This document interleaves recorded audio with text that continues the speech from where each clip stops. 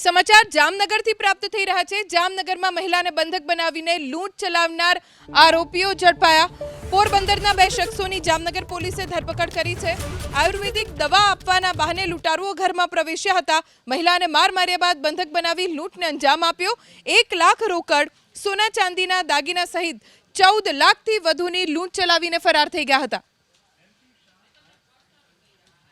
રીદાબેન ઘરે કાલે 2 માણસ આવ્યા હતા અને આને દવા આપવાનું કહીને અને પછી એને ધક્કો મારી દીધો હતો અને આને અને આની પુત્રવધુ જે ઘરે હતી અને બંનેને બાંધીને અને પછી આને ઘરના અંદર લગભગ 240 ગ્રામ यानी 24 તોલાના આસપાસ સોનો અને 1 લાખ રૂપિયા નગદી એ લોકો લૂંટ કરીને લઈ ગયા હતા।